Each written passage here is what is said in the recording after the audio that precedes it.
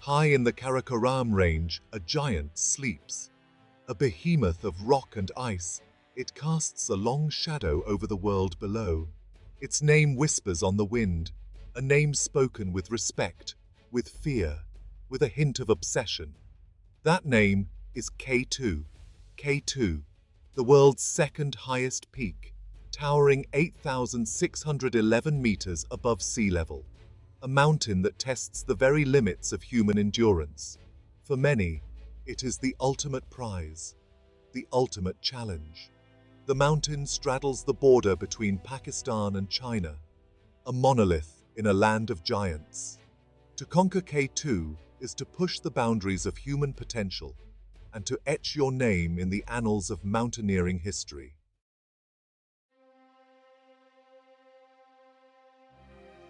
K2 is not for the faint of heart. It has earned its nickname, the Savage Mountain, through decades of tragedy and triumph. Its slopes are littered with the ghosts of climbers who dared to dream too big.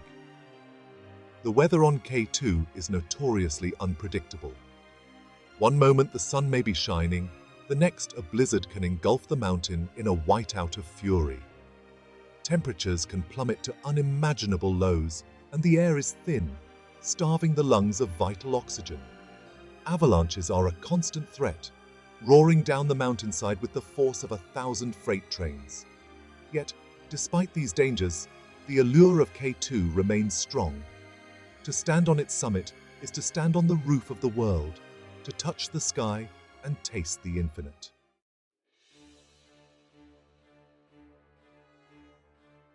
K2 rises from the earth like a jagged shard of glass, a testament to the raw power of nature. Its slopes are a chaotic jumble of rock, ice, and snow, a treacherous landscape that tests the limits of human endurance. The mountain is a fortress, its defenses formidable and unforgiving. Glaciers, massive rivers of ice, snake down its flanks, their surfaces riddled with crevasses that can swallow a man whole. The air is thin and dry, offering little comfort to straining lungs. Climbers must negotiate treacherous icefalls, navigate narrow ridges buffeted by howling winds, and haul themselves up near vertical rock faces. Every step is a victory, a testament to human resilience. But K2 is a fickle mistress. The weather is notoriously unpredictable, capable of changing from sunshine to blizzard in the blink of an eye.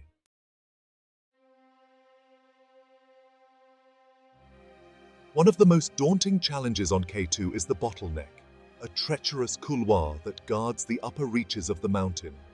This narrow gully, choked with ice and snow, is a notorious death trap, responsible for claiming the lives of many seasoned climbers.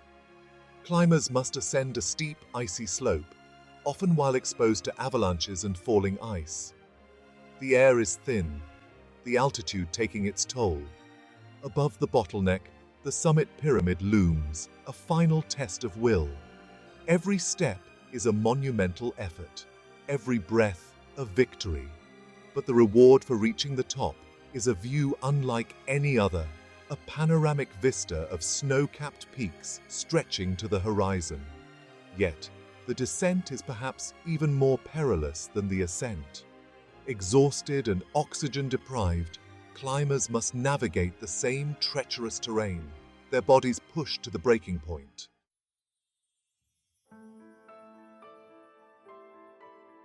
K2 is a mountain of extremes, a place where life and death walk hand in hand. Its beauty is undeniable, its allure intoxicating. For those who dare to answer its call, K2 offers the ultimate test, a chance to push the boundaries of human potential. It is a crucible that forges legends, a place where ordinary men and women can achieve extraordinary things.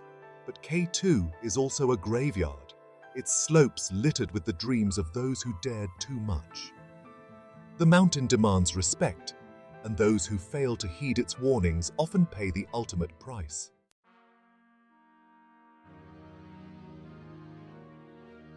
K2's story is not just one of rock and ice, but of human ambition, of daring attempts and shattered dreams. The mountain stands as a stark sentinel, its icy slopes a testament to the climbers who have dared to challenge its might. For years, K2 resisted all attempts to reach its summit. Expeditions came and went, some turning back in the face of insurmountable odds, others meeting tragic ends on the unforgiving slopes. In 1909, an Italian expedition led by Luigi Amedeo, Duke of the Abruzzi, made the first serious attempt on K2. They reached an elevation of 6,666 meters on the southeastern ridge, later named the Abruzzi Spur, but were forced to turn back. The Duke declared that K2 would never be climbed, a statement that would echo through the climbing world. Years passed, each expedition adding another chapter to the mountain's grim legend.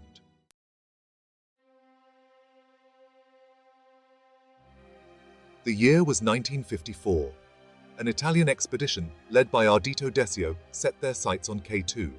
Among their ranks were two skilled climbers, Lino Latardelli and Achille Compagnoni. They would attempt to reach the summit via the Abruzzi Spur, the route pioneered by the Duke of the Abruzzi decades earlier. The expedition faced grueling conditions, battling their way up the mountain through storms and treacherous ice falls.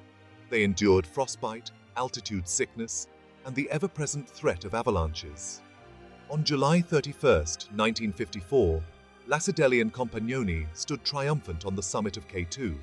They had conquered the savage mountain, etching their names in mountaineering history. The news of their success reverberated around the world, a testament to human courage and perseverance. But victory was tinged with tragedy.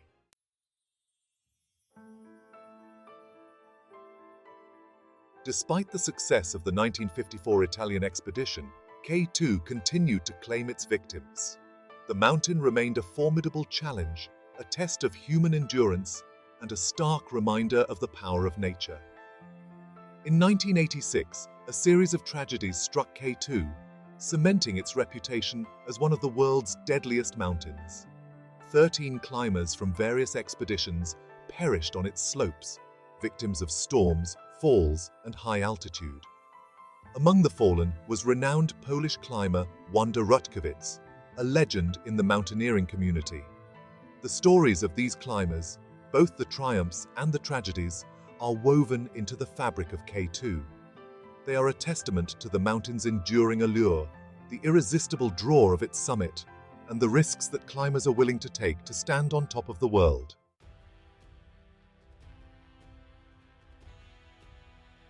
Reinhold Messner. The name itself evokes images of daring ascents, of pushing the limits of human endurance in the world's most unforgiving environments.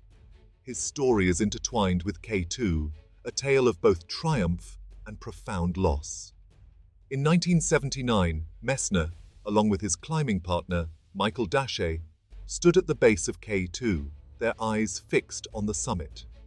They had chosen to attempt the mountain's unclimbed southwest face, a route so audacious it bordered on madness. Their ascent was a testament to their skill and tenacity. They battled treacherous ice falls, navigated knife-edge ridges, and endured the relentless onslaught of the elements.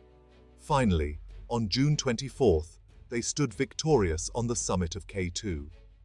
They had conquered the savage mountain via a new route, a feat that cemented Messner's reputation as one of the greatest climbers of all time.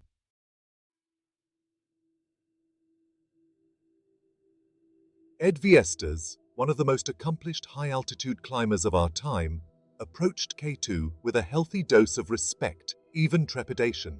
He understood the mountain's capricious nature, its tendency to punish even the slightest misstep. Viestas attempted K2 3 times before he finally stood on its summit in 1992. His first 2 attempts were thwarted by bad weather and dangerous conditions. But Viestas learned from each experience, gaining a deeper understanding of K2's rhythms and moods. He knew that patience, not just strength and determination, was essential to success on this mountain. His patience was finally rewarded on his 3rd attempt. Viestas, along with his climbing partner Scott Fisher, reached the summit.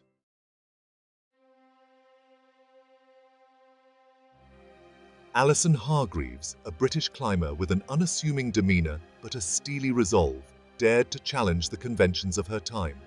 In 1995, she set her sights on K2, aiming to become the first woman to summit the mountain without supplemental oxygen or the support of a large team. Hargreaves was a single mother of 2 young children, a fact that drew both admiration and criticism. Some questioned her decision to climb such a dangerous mountain, wondering if her ambition outweighed her responsibilities as a parent. But Hargreaves was undeterred.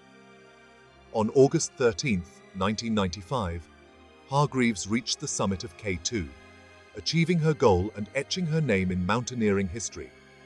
Her success was a testament to her incredible strength, determination, and unwavering belief in herself.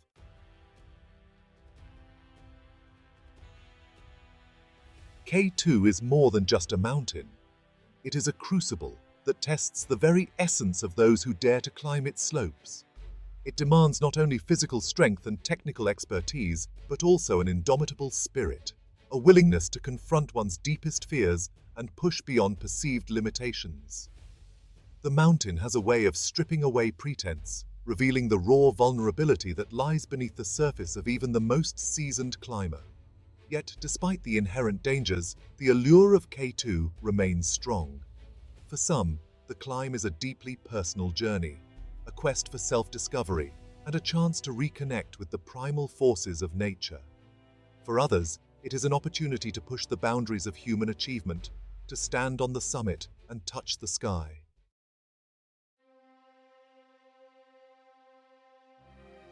What is it about K2 that continues to draw climbers to its slopes, despite the risks, despite the history, despite the odds stacked against them?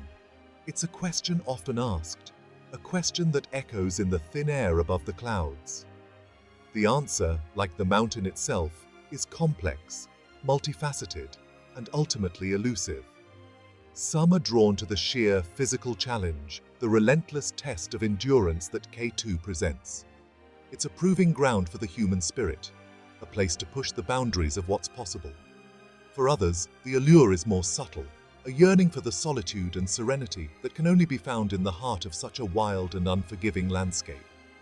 K2 strips away the distractions of everyday life, leaving only the raw primal connection between human and mountain. To climb K2 is to walk in the footsteps of legends, to become part of a story that's been unfolding for centuries.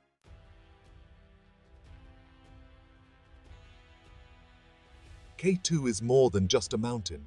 It's a symbol of human aspiration, a testament to our unyielding desire to explore the unknown, to conquer the seemingly unconquerable. It's a place where ordinary men and women become extraordinary, where courage and determination are tested in the most extreme conditions.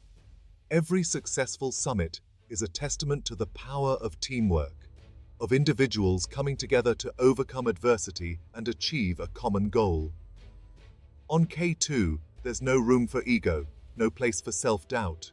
But even in failure, there's a certain nobility, a recognition that some challenges are simply too great, some mountains too mighty.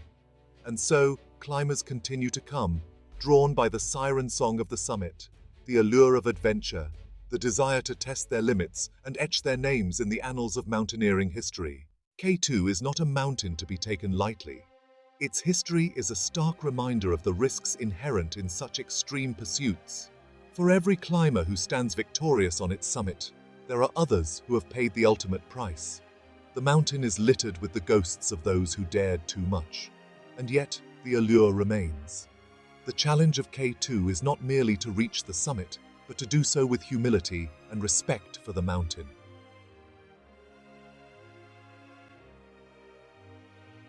K2 stands alone, a sentinel of stone and ice piercing the sky.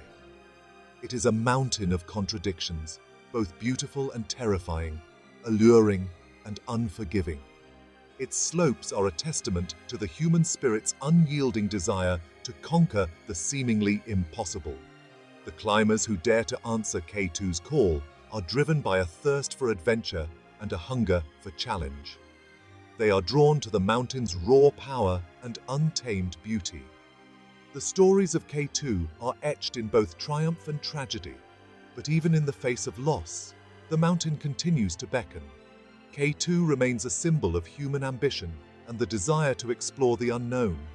It demands respect, humility, and understanding of the balance between risk and reward.